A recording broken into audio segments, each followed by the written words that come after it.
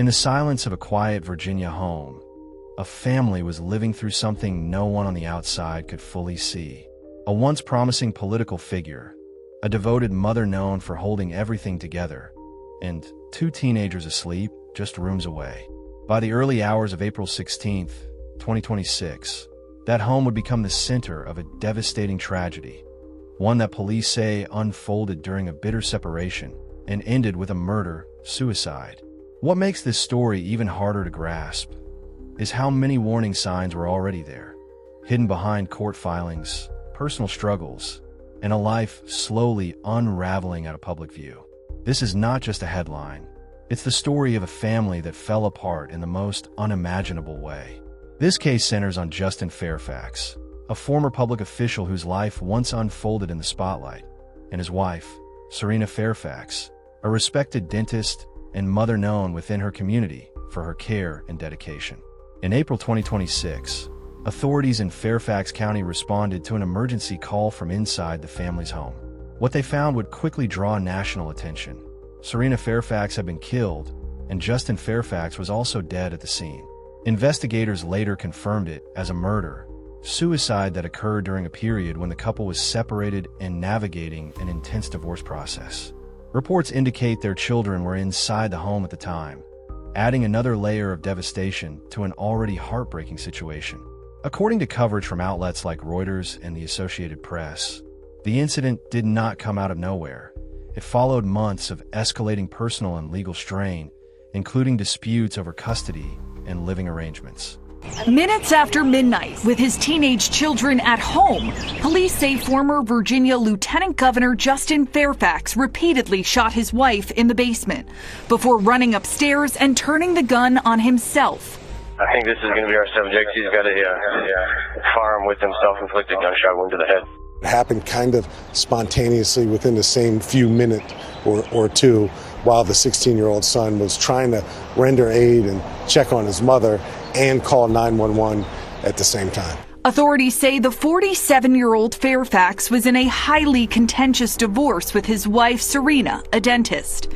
According to court papers, she claimed he was a deadbeat dad who drank heavily, and while the couple lived in the family home in separate rooms, he was being forced to leave at the end of the month. So there was obviously some strife going on inside the Fairfax household. All the stressors associated probably with any divorce were present. In 2019, while in office, two women accused the Democrat of sexual assault in interviews with CBS Morning's Gayle King. He forcibly sexually assaulted and raped me. Fairfax said the encounters were consensual. He was never charged. To contemplate or consider a rising star like Justin and how that star just fell out of the sky in a scenario that nobody ever would have contemplated. Fairfax was 38 years old when he was elected lieutenant governor back in 2017. He unsuccessfully ran for governor 4 years later, but he had not re-entered the political scene since, Tony. Nicole Skanga for us in Washington. Nicole, thank you very much. What unfolded that morning wasn't just a breaking news story. It marked the end of a family's private struggle that had been building behind closed doors.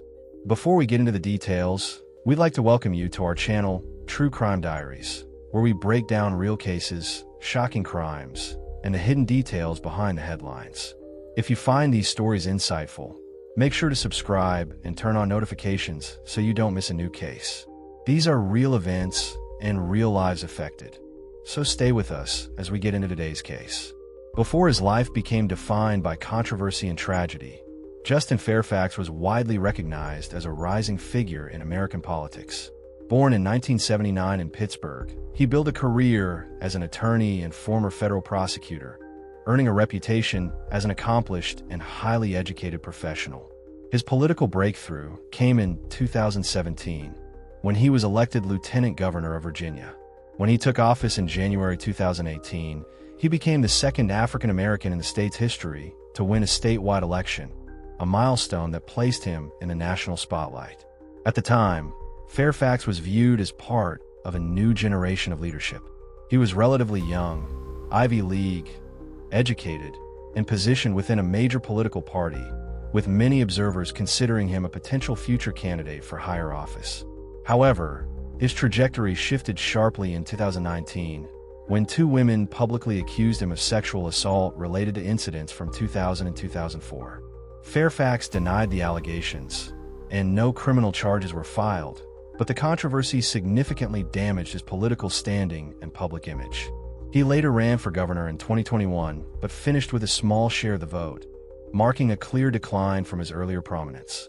From that point onward, his public career receded, and he largely stepped away from the political spotlight, closing a chapter that had once suggested a very different future.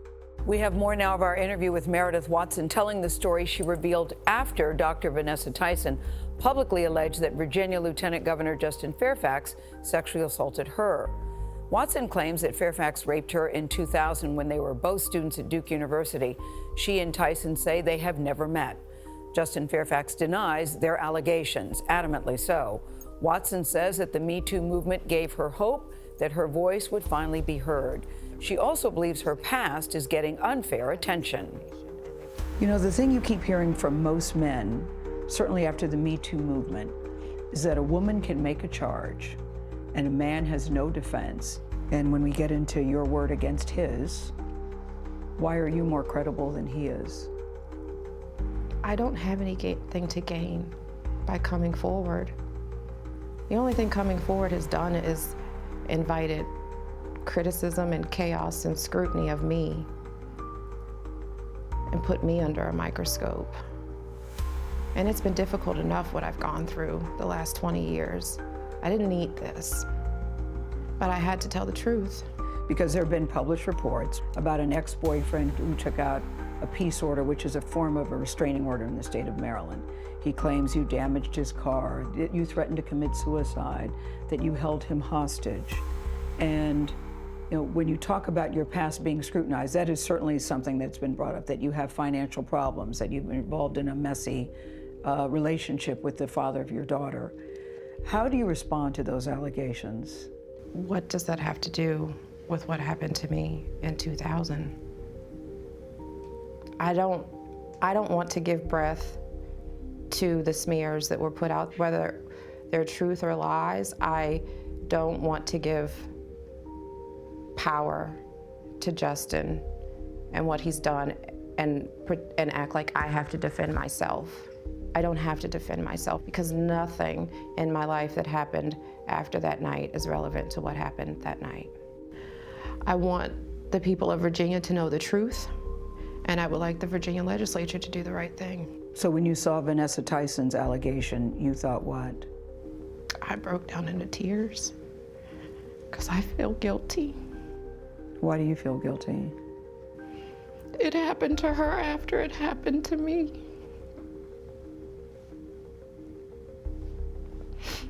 And had I had the strength or the courage to say something in 2000,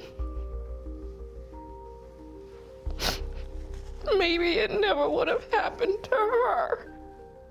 And I know the pain that she's had to live with since it happened, and nobody should have to go through this. And I feel awful. I feel awful. Now, Lieutenant Governor Fairfax categorically denies Vanessa Tyson and Meredith Watson's allegations against him. In a statement to CBS News, he says this: "I am able to hear the pain they have expressed, a pain I hope they are able to resolve and heal from. However, because I never assaulted either Dr. Tyson or Ms. Watson, I know that my actions cannot be the source of that pain." Both Watson and Tyson are calling for a public hearing into the allegations. A legislative aide tells CBS News Democrats have been negotiating with Republicans on the terms for a potential hearing, but so far, a date has not been set. And Cerina Fairfax was not a public political figure, but within her community, she was known for a very different kind of impact, one built around care, service, and stability. She was a trained dentist who earned her degree from the Virginia Commonwealth University School of Dentistry, and later built her professional career in private practice.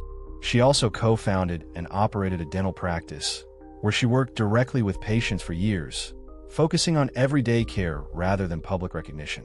Outside of her professional life, Cerina was described in reporting as a devoted mother of 2 children and someone deeply involved in her family's day-to-day life.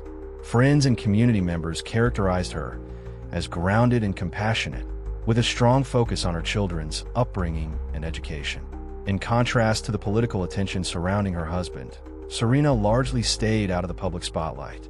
She focused on her career in healthcare and raising their family, maintaining what many described as a private and steady presence in the household.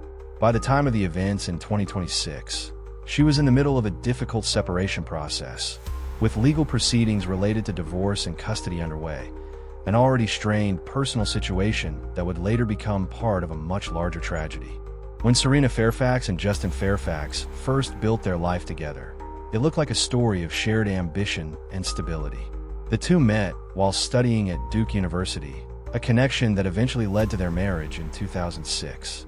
In those early years, their life followed a familiar pattern for a couple growing alongside a demanding political career, education, professional growth, and raising a family. They went on to have 2 children, and for a long time, their household was described publicly as structured and family-focused. Justin's political rise meant increasing public attention, while Cerina continued building her career in dentistry, maintaining a more private professional life. But according to court records and reporting from multiple outlets, the balance in their relationship began to shift in the mid-2020s. By 2024 and 2025, the marriage had entered a period of separation, and divorce proceedings were officially underway. As the separation progressed, legal disputes followed, particularly around custody arrangements and living conditions. Reporting indicates that court orders were issued regarding access to the family home and parental responsibilities, reflecting how strained the situation had become. What began as a partnership built during university years gradually turned into a legal and emotional breakdown, with the family structure shifting from shared life to separation under court supervision. By the time of the final events in 2026, the marriage was no longer defined by public success or shared goals, but by distance, legal conflict, and a private situation that had become increasingly difficult to repair. In the period leading up to the tragedy reported in multiple news accounts, including coverage attributed to outlets such as Reuters and the Associated Press, several escalating stress factors were noted in the lives of Justin Fairfax and Cerina Fairfax. One of the most significant developments was the formal breakdown of the marriage, which had moved from private separation into legal proceedings. Court filings referenced in reporting indicate that divorce was underway, with both parties no longer sharing the same household during parts of the process. As the separation continued, the situation became more structured through the legal system. Reports described custody arrangements becoming a central point of conflict, with court involvement shaping how parenting responsibilities and living access were handled. These kinds of legal interventions are often a sign that communication between parties has significantly deteriorated. Another factor highlighted in reporting was the emotional strain of prolonged separation, combined with public and personal pressure.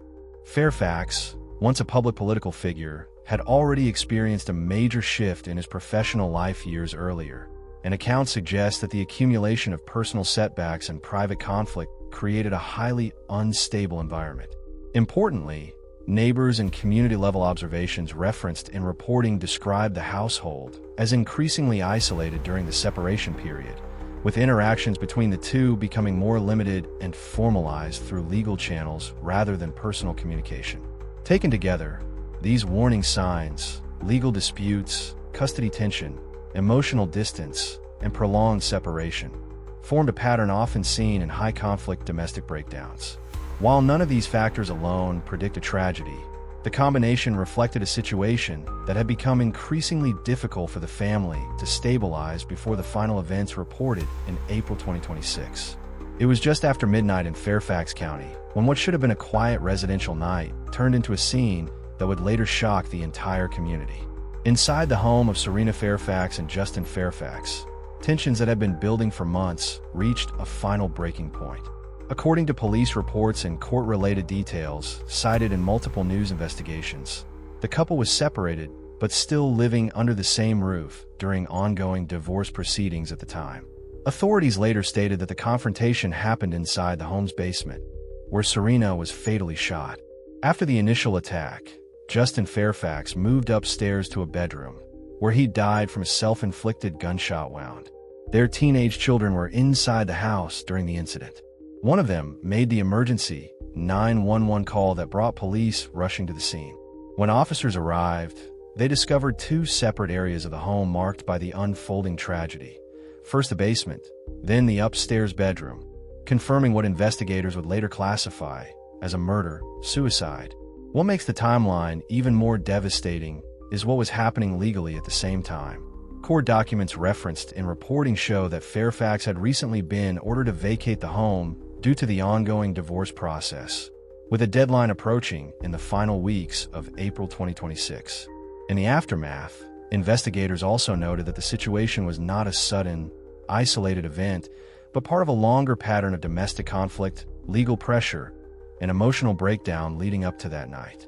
By morning, the home that once represented family life had become the center of a police investigation, and a tragedy that left two children without both parents in a single night. In the hours after the deaths of Cerina Fairfax and Justin Fairfax, the home in Fairfax County became the center of a large police investigation, while an entire community tried to understand what had just happened. Authorities confirmed that the couple's two teenage children were inside the residence during the incident. One of them made the emergency 911 call that brought officers to the scene, a detail that added a deeply personal layer of trauma to an already devastating event. In the immediate aftermath, investigators secured the property and began reconstructing the timeline of events inside the home. What they found reflected not only a violent incident, but also a situation shaped by ongoing separation and court involvement that had already placed the family under intense strain. Outside the home, shock spread quickly. Neighbors, community members, and former colleagues of Cerina described disbelief that someone known for her calm presence and dedication to her profession was suddenly gone. Her dental practice and professional community were among the first to begin sharing tributes, remembering her as a committed doctor and a deeply involved mother. At the same time, political figures and public officials issued statements expressing sorrow, with many emphasizing the tragedy of the children left behind and the abrupt end to what had once been a prominent public life for Fairfax. As details became clearer in the days that followed, reporting highlighted a recurring theme: a long and deteriorating breakdown of a family structure under legal pressure, emotional strain, and isolation. Tonight, lawmakers are sharing their heartbreak and shock following the murder-suicide of former Virginia Lieutenant Governor Justin Fairfax and his wife, Cerina. Many lawmakers met the Fairfax family during Justin's time as Lieutenant Governor from 2018 through 2022. Brianna Fallon has details. A tragedy sending shockwaves across Virginia. And it's, again, awful and horrible and frankly, unbelievable.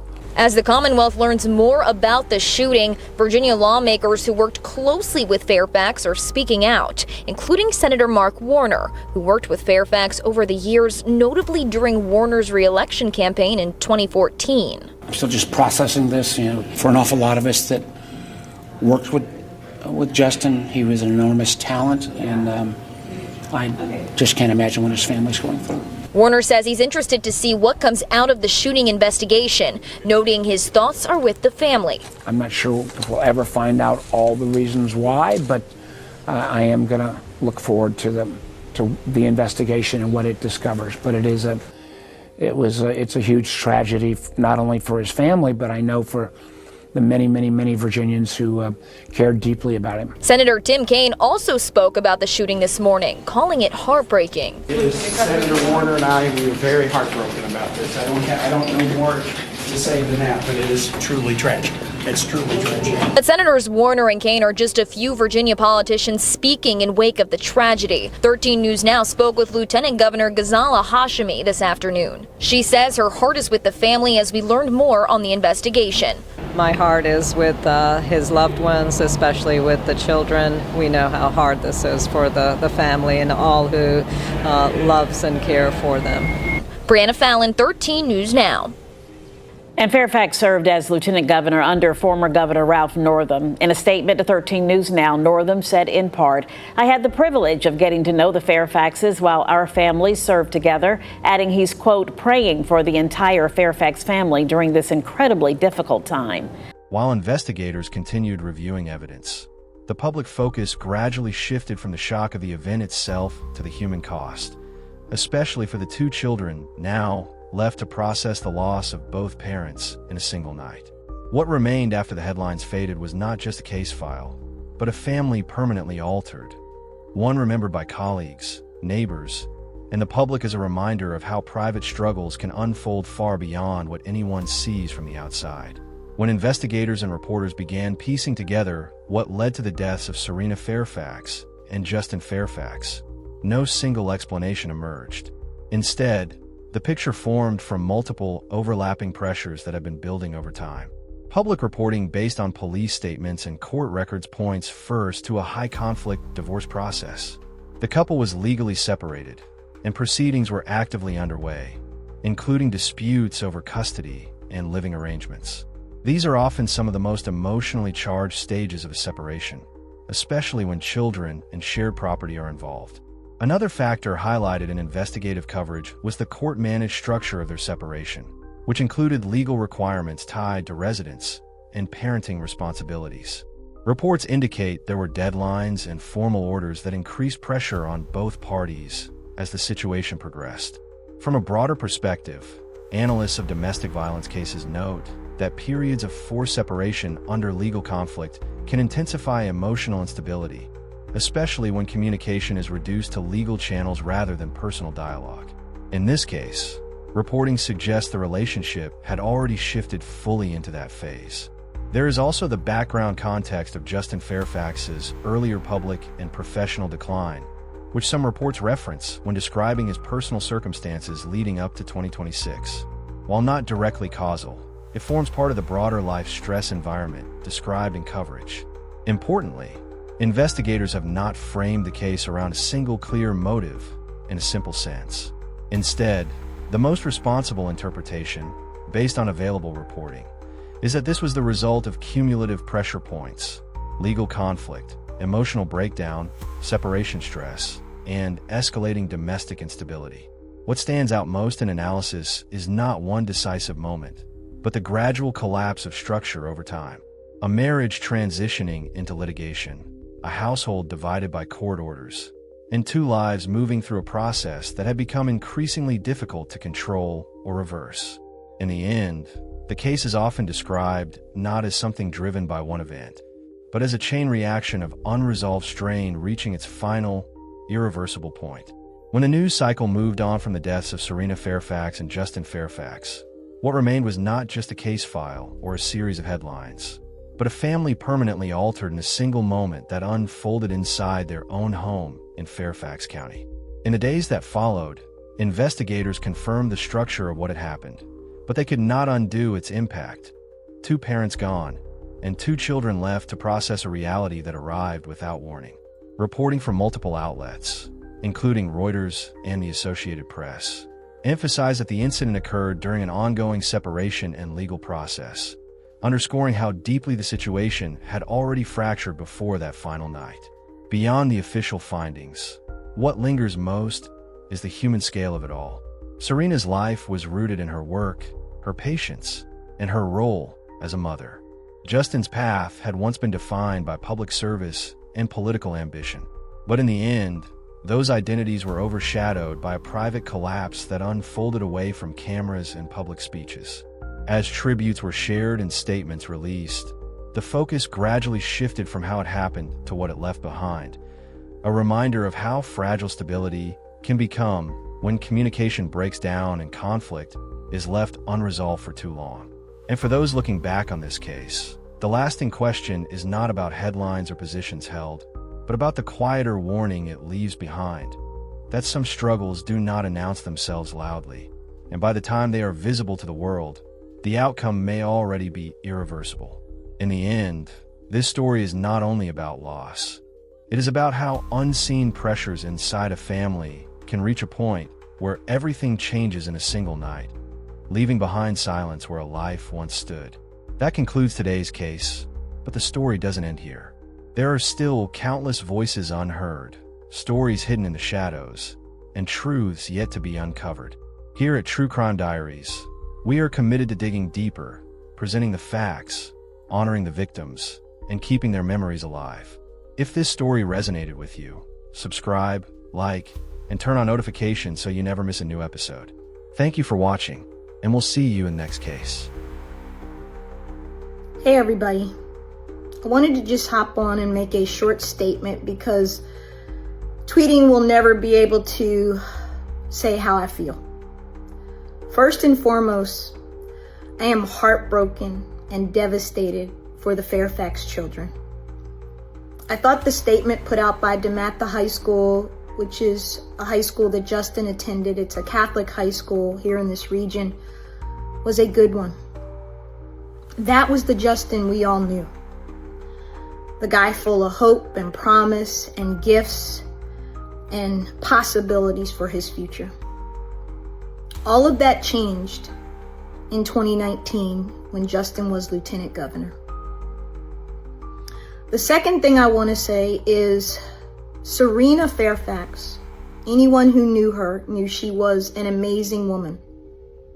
Kind, good, a great dentist, faithful to her patients and her community, and faithful and loyal to her husband at the most difficult and dark moment ever for their marriage and for their family when these allegations about Justin came out in 2019 when he was serving as Virginia's lieutenant governor.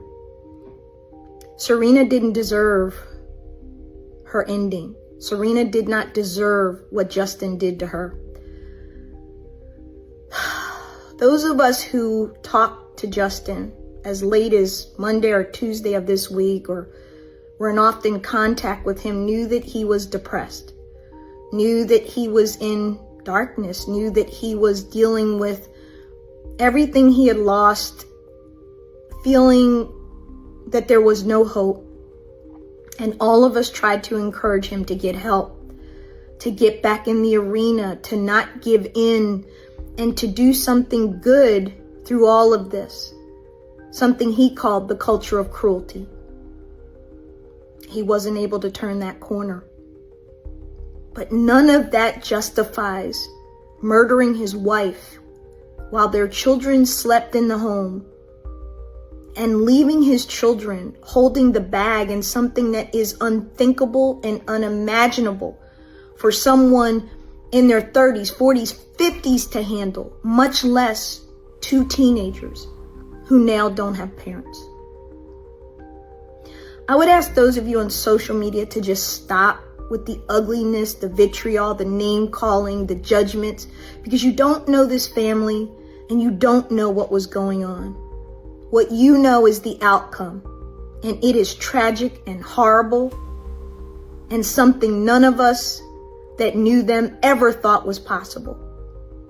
I think if we're honest, some of us thought Justin could hurt himself because he was so depressed and down.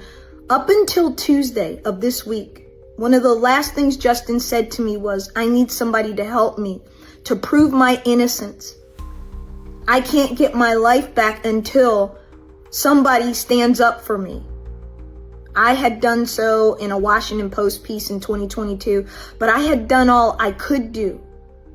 Others should have stepped up. I think there's a bigger conversation for us to have about this, but not right now. I think we have to talk about men in depression. I think we have to talk about domestic violence. I think we have to talk about men in dealing with their emotions and what happens when they don't. I think there's a lot to talk about, but I don't think now is that time.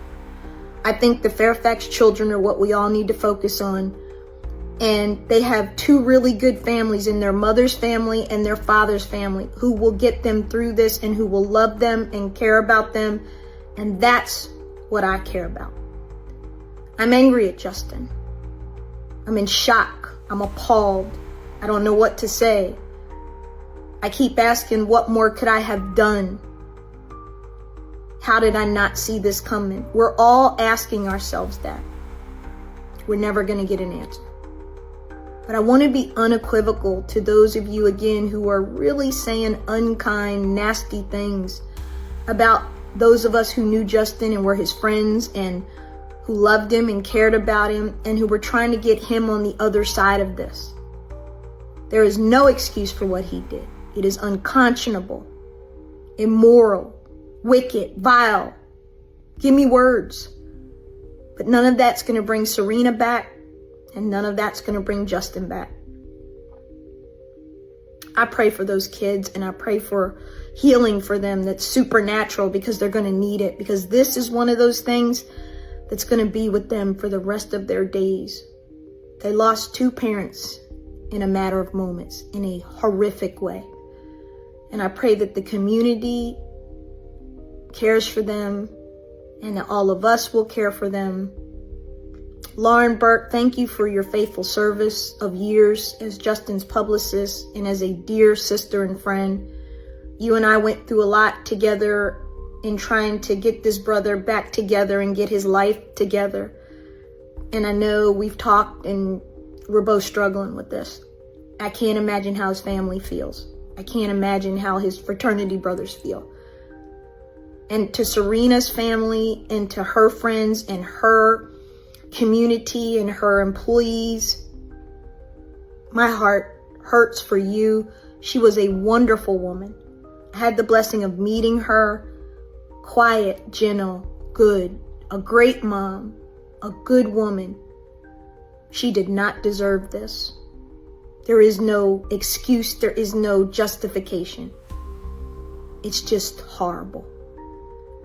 I'm thinking about you, and I'm thinking about us all, and praying for healing.